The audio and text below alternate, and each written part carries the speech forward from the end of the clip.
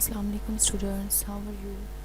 Students, today we will do the revision as we have completed our all syllabus, and today we will the revision for the final terms.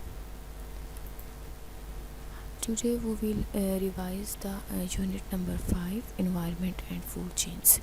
अब environment क्या है? Everything that is around you is your environment. हमारे इर्द गिर्द जितनी भी चीज़ें हैं ये सब मिलकर क्या environment बनाती हैं. अगर आप कहीं भी रह रहे हैं तो आप ये जो घर के बाहर डिफरेंट घर होंगे, स्कूल होंगे, स्ट्रीट्स होंगी, फिर डिफरेंट शॉप्स होंगी और जिनमें फूड आइटम्स होंगी, वैराइटीज़ ऑफ शॉप्स होती हैं, उसके अलावा ट्रीज़, ये सब चीज़ें मिलकर आपका इन्वायरमेंट बनाते हैं. ठीक है, हर एक का इन्वायरमेंट दूसरे इन्वायरमेंट से मुख्तलिफ भी हो सकता है और सेम भी हो सकता है. ठीक है, अब हर स्टूडेंट का इन्वायरमेंट जो होगा उसके एरिया जो है वो दूसरे इन्वायरमेंट से जो है वो डिफरेंट होगा. ठीक है, अब कंपोनेंट्स इन्वायरमेंट के क्या हैं? Water, air, soil, minerals, light and warmth. ठीक है, ये सारी चीज़ें क्या हैं? कंपोनेंट्स हैं एक इन्वायरमेंट. ये सब चीज़ें किसी भी इन्वायरमेंट के लिए मस्ट होती हैं, एक पार्ट होती हैं ये सब चीज़ें किसी भी इन्वायरमेंट का. अब उसके बाद है टर्म एनिमल किंगडम. आप सब बच्चे को अक्सर कन्फ्यूजन होती है कि एनिमल किंगडम होता क्या है. तमाम एनिमल्स, जितनी भी इस दुनिया के एनिमल्स हैं, ये सब एनिमल्स जो हैं वो एक किंगडम बनाते हैं, सबको एक किंगडम कहते हैं. ठीक है, जिसको एनिमल किंगडम कहते हैं. ठीक है, all the animals on the earth make up the kingdom called animal kingdom. इस दुनिया में जितने भी एनिमल्स हैं, कोई भी एनिमल हो, ठीक है, चाहे वो छोटे से छोटा हो या बड़े से बड़ा हो, ठीक है, ये तमाम एनिमल्स मिलकर एनिमल किंगडम बनाते हैं. अब एनिमल का इन्वायरमेंट की अगर हम बात करें तो सबसे पहले जो होते हैं terrestrial animals, terrestrial environment. These animals live on ground. जो ऐसे एनिमल्स जो ग्राउंड पर रहते हैं उनको टेरेस्ट्रियल एनिमल्स कहा जाता है, जैसे एलिफेंट, ज़ेब्रा, लाइन.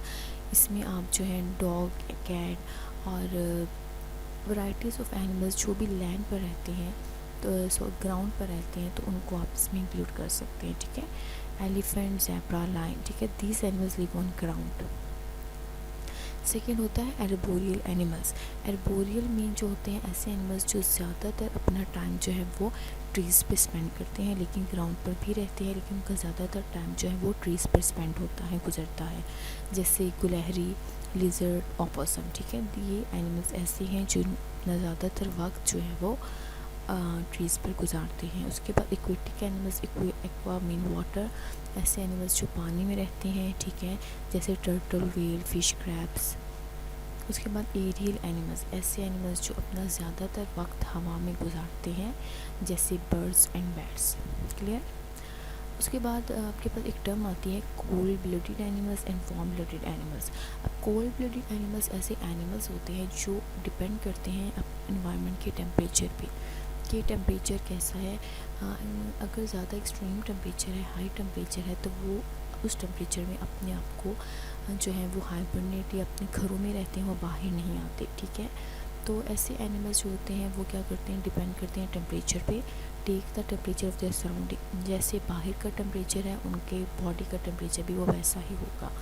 तो वो डिपेंड करते हैं अपने इन्वायरमेंट के टेम्परेचर पे. जैसे स्नेक, लिजर्ड, क्रोकोडाइल. आपने अक्सर देखा होगा कि सर्दियों में जो होती हैं वो लिजर्ड्स आपके घरों में या कहीं भी हमें नज़र नहीं आती, क्योंकि वो कोल्ड ब्लडेड एनिमल है और वो सर्दियों में जो है वो अपने घरों में ही रहती हैं. ठीक है, तो ये ऐसे एनिमल्स हैं जो इन्वायरमेंट का टेम्परेचर जो है वो लेते हैं, डिपेंड करते हैं.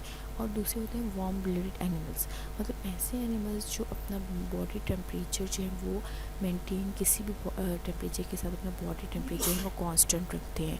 ठीक है, ऐसे एनिमल्स जो किसी भी उसके साथ अपना एनवायरनमेंट के साथ अपने बॉडी जो है अपने टेम्परेचर को मेंटेन रखते हैं, वो वार्म ब्लडेड एनिमल्स होते हैं. Warm blooded animals maintain the constant body temperature.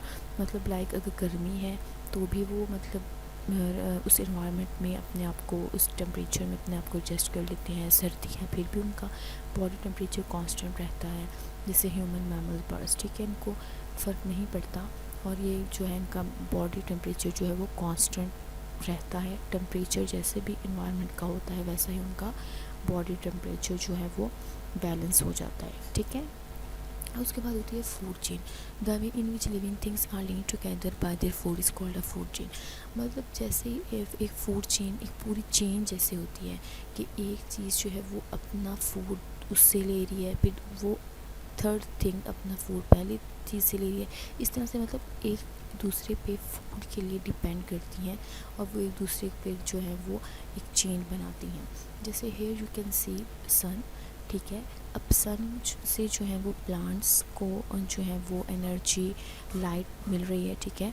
तो उसके बाद प्लांट्स को कौन खाता है? ग्रास ऊपर को किसने? रैट ने खाया, रैट को स्नेक ने खाया, स्नेक को हॉक ने। अब हॉक जो है वो क्या करता है, सॉइल में जब उसको डिकम्पोज हो जाता है तो सॉइल फर्टाइल हो जाती है, न्यूट्रिएंट्स होते हैं उसमें, जब उसमें वाटर ऐड होता है तो वो एक ज़बरदस्त किस्म का प्लांट्स ग्रो करते हैं फिर अगेन उस सॉइल में, फर्टाइल सॉइल में। तो इस तरह से फिर एक नई जो है वो चेन शुरू हो जाती है, ठीक है। आप ये चेन ड्रॉ कर सकते हैं अगर आपको एग्ज़ाम में अगर आ जाए। उसके बाद एक चेन ये देख सकते हैं आपके प्लांट्स हैं, उनको ग्रास ऊपर ने खाया, फिर उसको फ्रॉग को स्नेक ने और स्नेक को हॉक ने, ठीक है। एक ये जो है वो आपकी फूड चेन है। ओके स्टूडेंट्स, आज का हमारे जो इतनी रिवीजन थी आई एम श्योर कि आपको समझ आई होगी। Okay, take care.